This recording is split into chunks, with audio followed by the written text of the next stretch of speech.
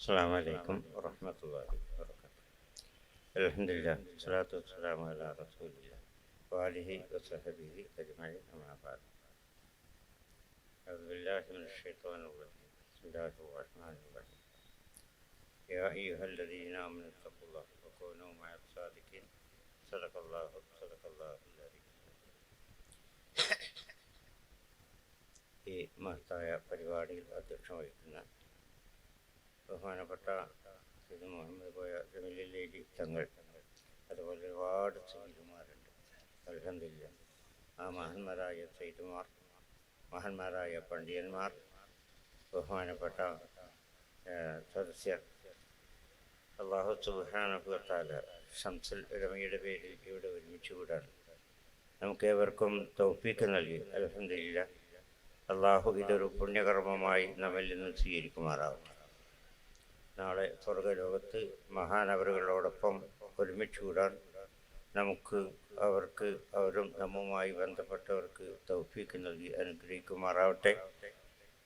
അവരൊക്കെ കാണിച്ചു തന്ന ആ ശരി വഴിയിലൂടെ സഞ്ചരിക്കാനും അള്ളാഹുവിൻ്റെ ദീനിന് സമസ്തക്ക് ഖിദ്മത്ത് ചെയ്യാനും നമുക്ക് ഏവർക്കും അള്ളാഹു തൗഫീഖ് നൽകി അനുഗ്രഹിക്കുമാറാവട്ടെ എന്ന് ദുആ ചെയ്യാം. സമയം വളരെ ചെറുതാണ്, നമ്മളൊക്കെ ഭക്ഷണം കാത്തിരിക്കുന്നവരാണ്. അതുകൊണ്ട് ഇവിടെ ഈ പറഞ്ഞ വിഷയവുമായി ബന്ധപ്പെട്ട ഒന്ന് രണ്ട് സംഗതികൾ പറഞ്ഞ് ഇതിൽ പങ്കെടുത്ത് ബർക്കത്ത് നേടുക എന്നുള്ള ആ ഉദ്ദേശം സഫലീകൃതമാകുക, അതുമാത്രമാണ് എൻ്റെ ഈ സംസാരം കൊണ്ട് ഉദ്ദേശിക്കുന്നത്. ഇവിടെ സംസാരിക്കേണ്ടത്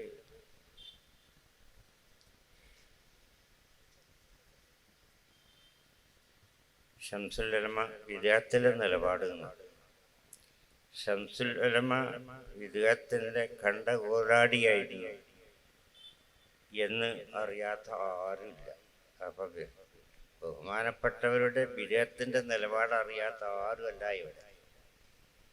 സുന്നത്തുൽ എതിരായിട്ടോ അനുകൂലമല്ലാത്തതായ എന്തെങ്കിലും ഒരു കാര്യം ഒരിക്കലും മഹാനവറുകൾ പൊരുത്തപ്പെടുകയില്ല, മഹാനവറുകൾ പ്രവർത്തകരിൽ നിന്ന് അത് അനുകൂലിക്കുകയില്ല. അങ്ങനെയാണ് ജീവിതകാലം മുഴുവൻ ഈ സമൂഹത്തിന് മാതൃകയായി നിലകൊണ്ടത് എന്ന് അറിയുന്നവരാണ് നമ്മളൊക്കെ. അപ്പോ ആദർശത്തിൻ്റെ കാര്യത്തിൽ ബഹുമാനപ്പെട്ട ശൈഖുനയെ പോലെ കണിശത പാലിച്ച ഒരാളെയും നമുക്ക് കാണാൻ കഴിയുന്നില്ല.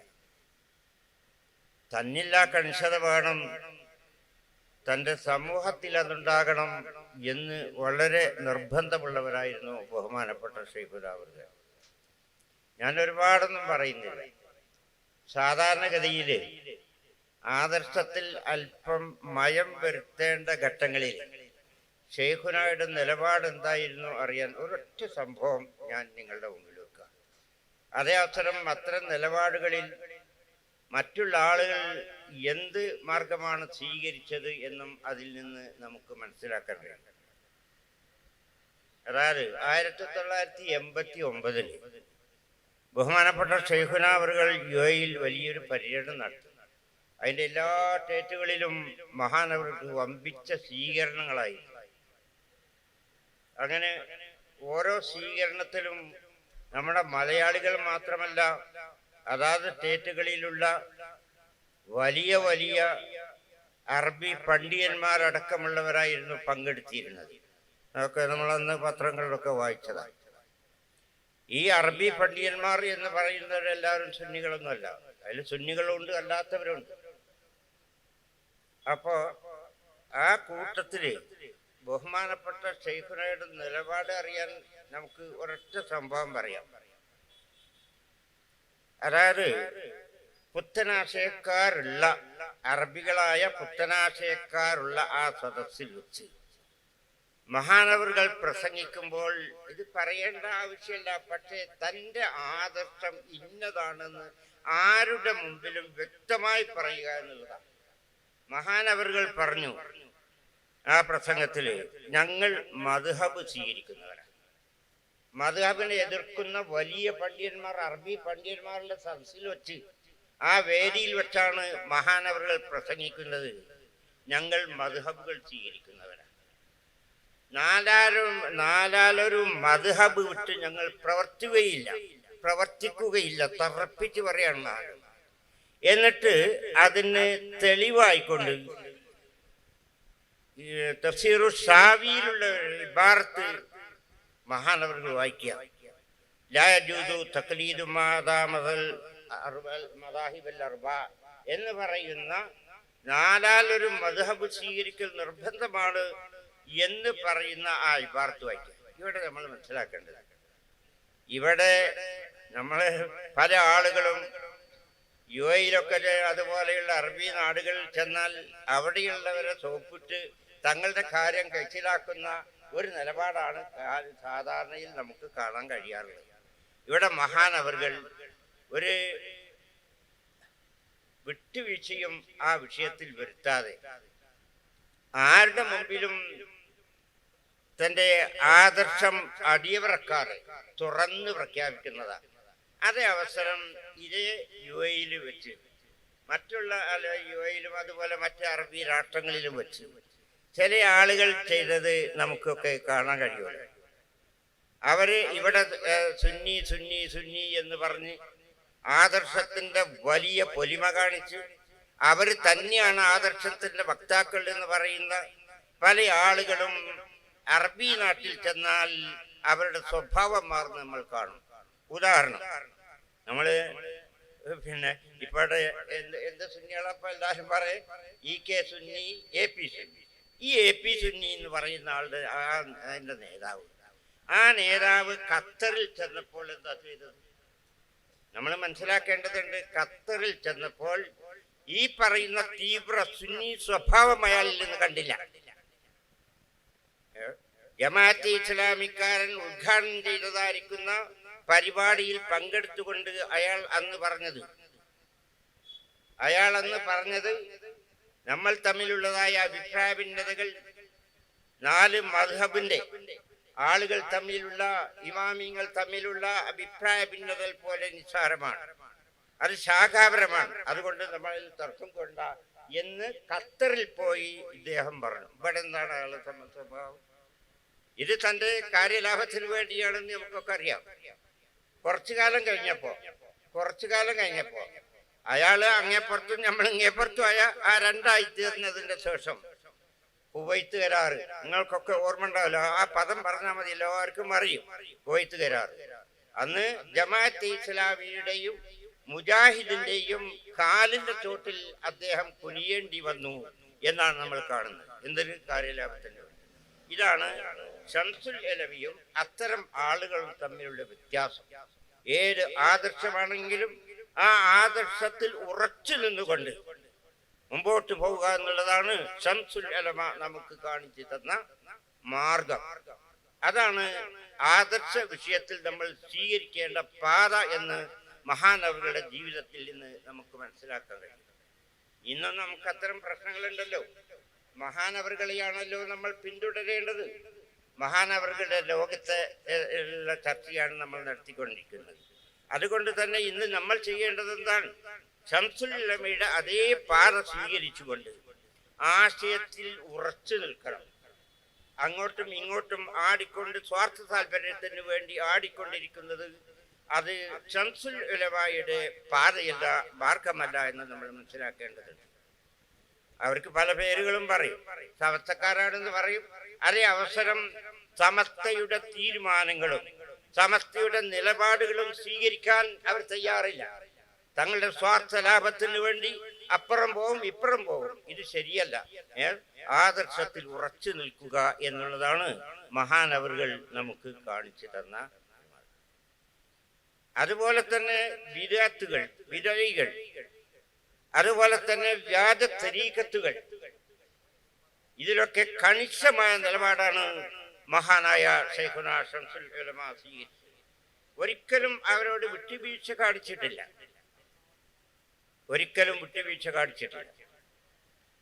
ഇവിടെ നൂർ ഷാ തരീഖത്ത് വന്നു. മഹാനവറുകളുടെ കാലത്താണല്ലോ ആ സംഭവങ്ങൾ ഉണ്ടാകുന്നത്. 70കളിലാണ് ആ സംഭവം ഉണ്ടാകുന്നത്. അതുവരെ നമ്മോടൊപ്പം നിന്നിരുന്ന, സമസ്തയോടൊപ്പം നിന്ന് പ്രവർത്തിച്ചിരുന്ന ആ തരീക്കത്തുകൾ, അതിൻ്റെ ഖലീഫമാർ, ആദ്യമായി ഖലീഫമാർ രംഗത്ത് വന്നപ്പോൾ അവരുടെ ക്ലാസുകളിൽ നിന്നും അവരുടെ പ്രസിദ്ധീകരണങ്ങളിൽ നിന്നും സാധാരണ നമ്മൾ മനസ്സിലാക്കാത്ത ചില കാര്യങ്ങൾ അവരെ തുറന്നു പറഞ്ഞു. അത് നമ്മുടെ മഹാന്മാരായിരിക്കുന്ന മശായിഖുമാരിലേക്ക്, സമസ്തയിലേക്ക് അത് സംബന്ധിച്ച് എഴുത്തു വന്നു. അത് പഠിക്കാൻ ആളെ നിശ്ചയിച്ചു സമസ്ത. അപ്പോ അവരുടെ പ്രവർത്തനം, ക്ലാസുകളിൽ അവർ കൊടുക്കുന്ന കാര്യങ്ങളും അതുപോലെ തന്നെ അവരുടെ പ്രസിദ്ധീകരണങ്ങളും, ഇദ്ദേഹത്തിൻ്റെ പ്രസിദ്ധീകരണങ്ങൾ, ഇദ്ദേഹം പുറത്തിറക്കിയ പ്രസിദ്ധീകരണങ്ങളും ഒക്കെ കൃത്യമായി പഠിച്ചതിന് ശേഷം ബഹുമാനപ്പെട്ട സമസ്ത തീരുമാനമെടുത്തു, ഇത് ഈ തരീഖത്ത് ശരീഅത്തിന് വിരുദ്ധമായതാണ്, അതുകൊണ്ട് ജനങ്ങൾ ഇതിൽ നിന്ന് വിട്ടുനിൽക്കണമെന്ന് പ്രഖ്യാപിക്കുകയുണ്ടായി. എന്താണ് ഇവിടെ സംഭവിച്ചതെന്നുള്ളത് ആ കാലത്തുള്ള ആളുകൾക്കൊക്കെ അറിയാം. സമസ്തന്റെ ഒപ്പം നിന്ന് പ്രവർത്തിച്ചിരുന്ന പല ആളുകളും അതിലായിരുന്നു. നമ്മളെ പല കമ്മിറ്റികളുടെയും നേതൃത്വം കൊടുത്തിരുന്ന ആളുകൾ അതിലായിരുന്നു. പക്ഷേ സത്യം ഇതായിരിക്കെ അതിൻ്റെ ഒപ്പം ഉറച്ചു നിൽക്കുക എന്നുള്ളതാണ്. പല പല തരീഖത്തിൻ്റെയും ആളുകൾ അതിൽ നിന്ന് പോയി. അതേ അവസരം ശക്തമായി സമസ്തയെ എതിർത്തുകൊണ്ടൊരു വിഭാഗം പോയി. ഇവിടെയും തന്നെ സമസ്ത അത് കൃത്യമായി പിന്നെ ആദർശത്തിൽ ഉറച്ചു നിൽക്കാൻ വേണ്ടി ആഹ്വാനം ചെയ്ത് അടങ്ങിയിരിക്കുകയല്ല ചെയ്ത്. അതാണ് നമ്മൾ ശംസുൽ ഉലമയിൽ നിന്ന് മനസ്സിലാക്കേണ്ടത്. ബഹുമാനപ്പെട്ട ശംസുൽ ഉലമ എന്ന് പട്ടിക്കാട് ജാമ്യയിൽ ആയിരുന്നു. അങ്ങനെ വൈകുന്നേരം ആകുമ്പോഴേക്ക് അവിടെ കാറ് വരും. എന്തിനാണ്? ഈ തരീഖത്ത് വിശദീകരിക്കാൻ, നൂരി ഷാ തരീഖത്തിൽ എന്ത് പഴവുണ്ടെന്ന് വിശദീകരിക്കാൻ, അതിൽ ഏറ്റവും കൂടുതൽ അതിനു വേണ്ടി പ്രവർത്തിച്ചത് ബഹുമാനപ്പെട്ട ശൈഖുന ശംസുൽ ഉലമയും ബഹുമാനപ്പെട്ട ശൈഖുന KT മാനും മുസ്ലിയാരുമായിരുന്നു. അതാണ് എത്ര, ഒരു ദിവസമല്ല, 2 ദിവസമല്ല. മാത്രമല്ല പട്ടിക്കാട് അങ്ങനെ വിശദീകരണം പിന്നെ ആവശ്യപ്പെട്ടുകൊണ്ട് വരുന്നവരോട് പറയും, നിങ്ങൾ ഇരിങ്ങാട്ടിയിൽ മാനൂലിയരുണ്ടാകും, മൂപ്പരും കുഴമ്പിനും ക്ഷണിച്ചോളിയും എന്ന് പറയും. എന്നിട്ട് ഷെയ്ഖുന അത് കൃത്യമായിട്ട് പിന്നെ അതൊരു പിന്നെ വെള്ളച്ചാട്ടമാണ്, ഭയങ്കരമാണല്ലോ. അതിൽ പറഞ്ഞു കഴിഞ്ഞാൽ ഇനി അതിൻ്റെ ശരിയായ വിവരണം ബഹുമാനപ്പെട്ട മാനും സിയാർ നൽകും എന്ന് പറയും. അങ്ങനെ ആ തരീഖത്തിൻ്റെ ആദ്യം മുതൽ അവസാനം വരെയുള്ള സംഗതികൾ ബഹുമാനപ്പെട്ട ഉസ്താദ് KT മാനും സിയാർ വിശദീകരിക്കുന്നതിനോടുകൂടെ ജനങ്ങൾക്ക് ബോധ്യപ്പെടും. അങ്ങനെയാണ് ആ തരീഖത്തിനെ സംബന്ധിച്ച് പിന്നെ സമസ്ത തീരുമാനമെടുത്തപ്പോൾ സംഭവിച്ചത് പിൽക്കാലത്ത് എന്ന് നമ്മൾ മനസ്സിലാക്കേണ്ടത് അതായിരുന്നു.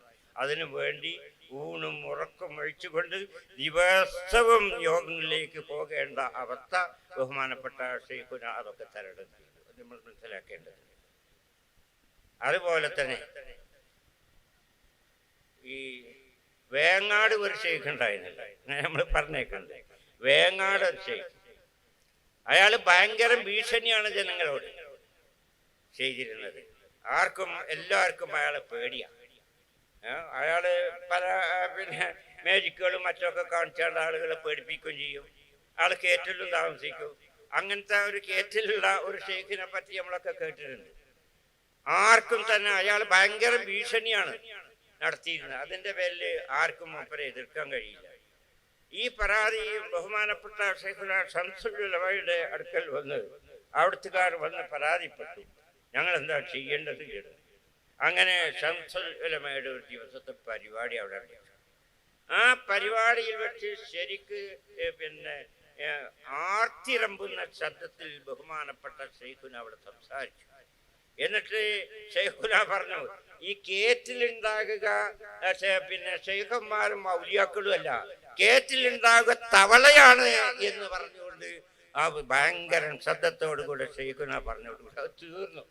ആ പരിപാടിയെ തീർന്നു പോയി. ഇതാണ് ശൈഖുന. ആദർശത്തിൽ എല്ലാവരും പേടിച്ചെടുത്ത് മൂപ്പരവിടെ പോയി അത് ഫത്ഹാക്കിൻ പോരുകയാണ് ചെയ്തത്. ഇതാണ് നമ്മൾ മനസ്സിലാക്കേണ്ടത്. അതുപോലെ തന്നെ ബഹുമാനപ്പെട്ട ശൈഖുനയുടെ ജീവിതത്തിൽ എത്ര പ്രസംഗങ്ങൾ മുജാഹിദ്, ജമാഅത്ത് തുടങ്ങിയുള്ളൊക്കെ നടത്തി എന്ന് പറഞ്ഞാൽ ഒരു കയ്യും കണക്കില്ല. ഒരു സ്ഥലത്ത് മുജാഹിദ് പ്രസ്ഥാനം വന്നപ്പോൾ അവിടെ അതിനെതിരെ ശബ്ദിക്കുന്നതും അതിനെതിരെ പ്രവർത്തിക്കുന്നതും ബഹുമാനപ്പെട്ട ശൈഖുന. എത്രത്തോളം എന്ന് വെച്ചാൽ ഒരു സ്ഥലത്ത് മുജാഹിദീങ്ങൾ ഒക്കെ പ്രസംഗിച്ചതൊക്കെ പോയ അവിടുത്തെ നാട്ടുകാരാണ്, സാധുക്കളാണ്. മൂപ്പരും ചെയ്ത് അവരൊക്കെ സംഘടിപ്പിച്ചിട്ട് മൂപ്പരും കൂടി സ്റ്റേജ് ഉണ്ടാക്കാൻ കൂടി. അപ്പൊ പ്രസംഗിക്കാനുള്ളത് ഇദ്ദേഹമാണെന്ന് അവർക്കറിയില്ല. പ്രസംഗിക്കാനുള്ള സ്റ്റേജൊക്കെ ഒരുക്കിയതിന് ശേഷം മൂപ്പരൻ പ്രസംഗിച്ചു. പ്രസംഗത്തിന്റെ സമയത്ത് മൂപ്പരൻ പ്രസംഗിച്ചു. അതാണ് ശൈഖുന. ആരെങ്കിലും സ്റ്റേജ് കെട്ടിയ അവിടെ മാത്രമേ പ്രസംഗിക്കുന്നില്ല. പ്രസംഗിക്കാൻ, തനിക്ക് പ്രസംഗം മറ്റുള്ളവരെ കേൾപ്പിക്കാനല്ല.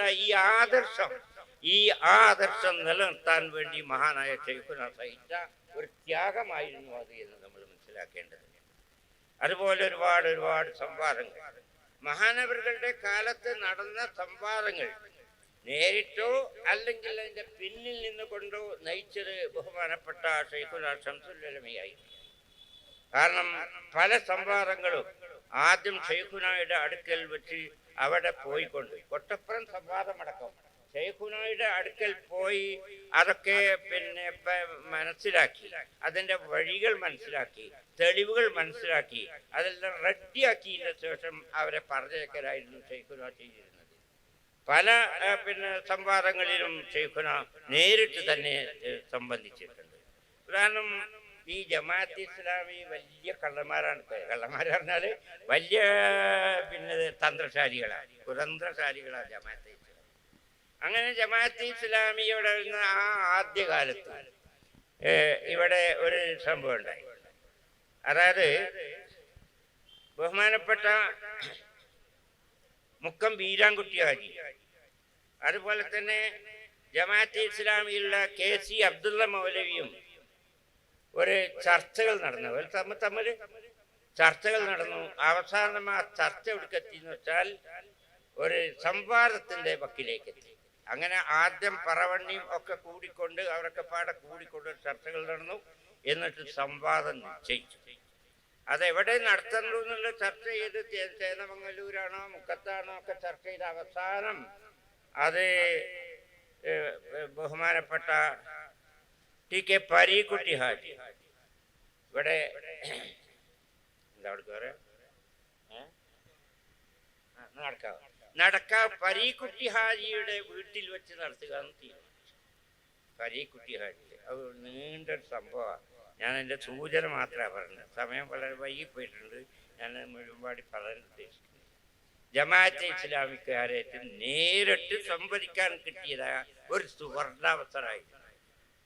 അങ്ങനെ അതില് KC അബ്ദുള്ള മൗലവി, അതുപോലെ തന്നെ TK അബ്ദുള്ള മൗലവി, ജമാഅത്തെ ഇസ്ലാമിൽ നിന്ന് ഏറ്റവും ഉയർന്ന നേതാക്കള് പണ്ഡിതന്മാരാണ് ഒരു ഭാഗത്തുള്ളത്. അതുപോലെ തന്നെ ബഹുമാനപ്പെട്ട സുന്നി പക്ഷത്തിൽ നിന്ന് ബഹുമാനപ്പെട്ട പറവണ്ണ മൊഹീദ്ദീൻകുട്ടി മുസ്ലിയാർ, വാണിയമ്പലം മദ്രമ മുസ്ലിയാർ, കൂറ്റനാട് KV ഉസ്താദ്, അതുപോലെ തന്നെ ബഹുമാനപ്പെട്ട ശംസുൽ ഉലമ. ഇതൊരു ഭാഗം. എന്തായിരിക്കും അതിൻ്റെ എന്ന് നമുക്ക് ആലോചിച്ചാൽ അറിയാലോ. ഈ അവസരം ശരിക്കും തന്നെ ശംസുൽ ഉലമ ഉപയോഗപ്പെടുത്തിയതാണ് ആ സംവാദത്തിൽ കാണുന്നത്. അതായത് രണ്ടു കൂട്ടരും സംവാദത്തിന് വേണ്ടിയിട്ട് ഇരുന്നു. ബഹുമാനപ്പെട്ട ശംസുൽ ഉലമ ഒന്നാമത്തെ ചോദ്യം, ജമാഅത്തെ ഇസ്ലാമിയിൽ അംഗമായി ചേരുന്ന ആളെ കൊണ്ട് നിങ്ങൾ ഷഹാദത്ത് കലിമ ചൊല്ലിക്കാറുണ്ടല്ലോ, ഇത് കാഫിറിനെ മുസ്ലിമാക്കുമ്പോൾ ചൊല്ലിക്കുന്ന ഷഹാദത്തോ മുസ്ലിമിന്റെ ഈമാനെ പുതുക്കുന്ന ഷഹാദത്തോ എന്നാണ്. രണ്ട് മറുപടി അറിഞ്ഞാലും അതായത് കാഫിറിനെ മുസ്ലിമാക്കുമ്പോഴുള്ള നടത്തൽ ഈ ജമാഅത്തെ ഇസ്ലാമി അല്ലാത്തവരൊക്കെ കാഫിറാണ്, നിലവിലുള്ള മുസ്ലിങ്ങളൊക്കെ കാഫിറാണെന്ന് വരൂലേ. അങ്ങനെ രണ്ടും അവർക്ക് പറയാൻ. അപ്പൊ അങ്ങനെയാണ് അതേ അവസരം പുതുക്കുന്ന ഈമാനെ പുതുക്കുന്നതാണെന്ന് വെച്ചാല്, എന്നാൽ നിങ്ങളിലേക്ക് ഒരു കാഫിറാണ് വരുന്നത് എന്ന് വെച്ചാൽ ഇത് മതിയാകുമോ എന്നുള്ള രണ്ടാമത്തുള്ള ചോദ്യം. അപ്പൊ രണ്ടിനും മറുപടി വളരെ വിഷമിച്ചത്. ഞാനതിലേക്ക് കടക്കുന്നില്ല. അങ്ങനെ അവസാനം ഇവരാകെ കുടുങ്ങിപ്പോയിക്കൊണ്ട് അവിടെ നിന്ന് തടി വെട്ടാക്കുക ചെയ്തത്. ഇത് ആദ്യത്തിൽ ജമാഅത്തെ ഇസ്ലാമിയുമായിട്ട് ഇൻഷാ അല്ലാഹ് ഈ പിന്നെ വിവരണം നമ്മുടെ 100ാം വാർഷികത്തോട് അനുബന്ധിച്ച് ഇറങ്ങുന്ന സുവനീറിൽ ഇത് സംബന്ധിച്ച് നല്ലൊരു വിവരണം നിങ്ങൾക്ക് വായിക്കാൻ കഴിഞ്ഞാണ്. അതിൽ ഇപ്പോൾ പറയാൻ സമയമില്ലാത്തതുകൊണ്ട് ഞാൻ അതിലേക്ക് കിടക്കുന്നില്ല. ഇങ്ങനെ ഏത് പിന്നെ വിഷയത്തിലാണെങ്കിലും ആദർശത്തിന്റെ വിഷയത്തിൽ ഒരു വിട്ടുവീഴ്ചയുമില്ലാതെ തന്നെ കൊണ്ട് എന്തൊക്കെ ചെയ്യാൻ കഴിയുമോ അതൊക്കെ ചെയ്തു കൊടുക്കുന്ന ആ സ്വഭാവമായിരുന്നു ആദർശത്തിന്റെ വിഷയത്തിൽ. അതായത് ഇപ്പോൾ ജാമിയ നൂരിയയിൽ നമ്മൾ പഠിക്കുന്ന കാലത്ത് അദ്ദേഹത്തിന്റെ നിലപാട് ജാമിയ നൂരിയയിൽ ഞങ്ങളൊക്കെ പഠിക്കുന്ന കാലത്ത് ഒരു സംഭവം ഉണ്ടായി. ഒരിക്കൽ ഞങ്ങളൊക്കെ ഇശാക്ക് നിസ്കരിക്കാൻ പോയ സമയത്ത് ബഹുമാനപ്പെട്ട ശംസുൽ ഉലമ ഒരാളെയും കൂട്ടിക്കൊണ്ട് അവിടെ ഒരു വിദ്യാർത്ഥിയുടെ പെട്ടിയും ഇതൊക്കെ പരിശോധിക്കുക ചെയ്തു. പെട്ടി ഇതൊക്കെ പരിശോധിച്ചപ്പോ അതിൽ നിന്ന് ജമാഅത്തെ ഇസ്ലാമിയുടെ സാഹിത്യങ്ങൾ ലഭിച്ചു. അപ്പൊ തന്നെ ബഹുമാനപ്പെട്ട ശംസുൽ ഉലമ ആ കുട്ടിയെ ഒന്ന് പുറത്താക്കി. ഈ കുട്ടി വലിയൊരു പണ്ഡിതന്റെ മകനാണ്. ആ പണ്ഡിതനാകട്ടെ ശംസുൽ ഉലമയുമായിട്ട് ഏറെ ബന്ധവും അടുപ്പവുമുള്ള മഹാനായിരുന്നു. എന്നിട്ടും ഇവിടെ ഒരു ജമാഅത്തെ ഇസ്ലാമിയുടെ ആ ആശയമുള്ള പുസ്തകങ്ങൾ കണ്ടു എന്നുള്ളതിന്റെ പേരിൽ ഈ ആദർശത്തിന് വേണ്ടി മഹാനായ ആ ആദർശം നിലനിർത്താൻ വേണ്ടി അതിലായിരിക്കണം വിദ്യാർത്ഥികൾ വളരുന്നത്. അതിന് അല്ലാത്തതിന് പഴുതു വെച്ചു കൊടുക്കാൻ പാടില്ല എന്നുള്ളതൊക്കെ ആ കുട്ടിയെ പുറത്താക്കി. അന്നിപ്പോ നമ്മളൊക്കെ വിദ്യാർത്ഥികളാവുമ്പോ ഏതായാലും ഒരു ബുക്ക് കണ്ടിന്റെ പേരിൽ എന്ന് നമ്മളൊക്കെ മനസ്സിൽ വന്നു. പക്ഷേ ശംസുൽ ഉലമയുടെ കാഴ്ച അവിടെയല്ലായിരുന്നു, കുറച്ചും കൂടി ദൂരത്തൊക്കെ ആയിരുന്നു ഇവരുടെ കാഴ്ചപ്പാട്. പിന്നീട് ആ വിദ്യാർത്ഥിയെ ജമാഅത്തെ ഇസ്ലാമിയുടെ പ്രവർത്തകനും പിന്നീട് ജമാഅത്തെ ഇസ്ലാമിയുടെ നേതാവുമായിട്ടാണ് നമ്മൾ വായിക്കുന്നത്. ഈയിടെ ഒരു കൊല്ലം മുമ്പ് പ്രബോധനത്തിൽ അയാളെ സംബന്ധിച്ച് ലേഖനം വന്നു, നമ്മൾ ഓർക്കണം. അപ്പോ ഈ ആദർശത്തിന്റെ വിഷയത്തിൽ വിട്ടുവീഴ്ച ഇല്ലാത്ത നിലപാടാണ് ബഹുമാനപ്പെട്ട ശൈഖുനായുടെ ജീവിതത്തിൽ നമുക്ക് കാണാൻ കഴിയുക. അതാണ് ഒരു സുന്നിക്ക് സ്വീകരിക്കാൻ പറ്റുന്ന മാർഗം എന്നും കൂടി നമ്മൾ ഓർക്കേണ്ടതുണ്ട്. ഇന്നത്തെ നിലപാടെന്താണ്? ഇന്ന് നമ്മൾ ഈ ആദർശത്തിന്റെ കാര്യത്തിൽ ഒരു മൃദു സമീപനം നമ്മുടെ പല നേതാക്കൾ അടക്കമുള്ളവർക്കുണ്ട് എന്നുള്ളത്. അത് ചിലപ്പോൾ മുജാഹിദീങ്ങളുടെ പരിപാടിയിലും പോകും, ചിലപ്പോൾ പിന്നെ ജമാഅത്തെ ഇസ്ലാമിന്റെ പുസ്തകമല്ല അവരുടെ പ്രസിദ്ധീകരണം മാസികന്നെ അത് പിന്നെ പ്രകാശനം ചെയ്തു കൊടുക്കാൻ, അല്ലെങ്കിൽ അതിൽ വരിക്കാർ ചേർത്ത് കൊടുക്കാൻ നമ്മൾ ഉദ്ഘാടനം ചെയ്യുന്ന, നമ്മളെ ഉസ്താദുമാർ ഉദ്ഘാടനം ചെയ്യുന്ന വളരെ മോശപ്പെട്ടതും വളരെ ദൂരവ്യാപകമായ പ്രത്യാഘാതങ്ങൾ ഉണ്ടാക്കുന്നതുമായ ഒരു കാര്യം നമ്മുടെ ഉസ്താദുമാരിൽ നിന്ന് വരുന്നു. അപ്പോൾ അതേ അവസരം എന്താണ് അവര് ഈ വിതഴി പ്രസ്ഥാനത്തെക്കുറിച്ച് കണ്ടത് എന്ന് അവരുടെ മനസ്സെന്ത് എന്ന് വായിച്ചെടുക്കാൻ യാതൊരു പ്രയാസമല്ല. ഇത് ഒരാളിൽ നിന്ന് മാത്രമല്ല അതേ അവസരം നമുക്ക് യാതൊരു ബന്ധമില്ല എന്ന് പറഞ്ഞ് ഒഴിച്ചു നിർത്തിയ ആ വാപ്പിയൊപ്പിയ സംവിധാനം അതിൻ്റെ നേതാക്കൾ എന്താ ചെയ്യുന്നത്, അതിൻ്റെ വിദ്യാർത്ഥികൾ എന്താ ചെയ്യുന്നത് നമ്മൾ പരിശോധിക്കേണ്ടതുണ്ട്, മനസ്സിലാക്കേണ്ടതുണ്ട്. വിരലി കക്ഷികളുമായിട്ട് യോജിച്ചു പോകുന്നില്ല, അവർക്ക് ഒരു പ്രശ്നമില്ല എന്ന് പറഞ്ഞാൽ ഈ സ്വഭാവം നമ്മുടെ വിദ്യാർത്ഥികളിലേക്ക് പകർന്നു കൊടുത്താൽ പിന്നെ നാളെ ഇവിടെ എന്തായിരിക്കും നടക്കുക? ഇവിടെ എന്താ സുന്നി ഉണ്ടാവുക? ഇവിടെ എന്താ സമസ്ത ഉണ്ടാവുക? അത് നമ്മൾ മനസ്സിലാക്കുന്നത് വളരെ പിന്നെ ഒരു മൃദു സമീപനം സ്വീകരിച്ചു കൊണ്ടുപോകുന്ന ഈ അവസ്ഥ അതൊരിക്കലും ശരിയല്ല. ഇത് നമ്മുടെ മഹാന്മാരുടെ വഴിയല്ല. അതുകൊണ്ട് അവരൊക്കെ കാണിച്ചു തന്ന ആ ശരി വഴിയിൽ നിലകൊള്ളാനും അല്ലാഹു തആലാന്റെ ദീനിന് സുന്നത്ത് ജമാഅത്തിന് ഖിദ്മത്ത് ചെയ്യാനും നമുക്ക് ഏവർക്കും അല്ലാഹു തൗഫീഖ് നൽകി അനുഗ്രഹിക്കുമാറാവട്ടെ എന്ന് ദുആ ചെയ്ത് ഞാൻ എൻ്റെ വാക്കുകൾ അവസാനിപ്പിക്കുന്നു. ആഖിറു ദഅവാന അൽഹംദുലില്ലാഹി. അസ്സലാമു അലൈക്കും.